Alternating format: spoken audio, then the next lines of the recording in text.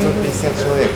По численности это соразмерно крупному бизнесу, но вы создаете не просто рабочие места, вы создаете вкус, сладость жизни.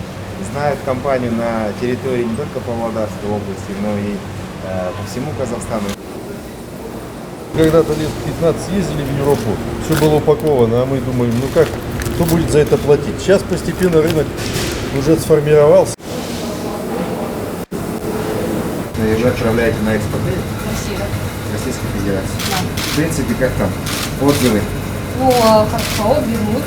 Заказы постоянные, стабильные. Нам нужно сырья больше. Вот мы и говорим, что вот эти 9 молочно-товарных ферм, это начало.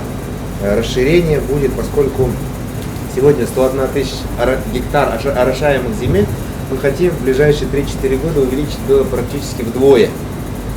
За ними будет строительство молочно-товарных ферм. Поэтому это очень перспективное направление для АПК.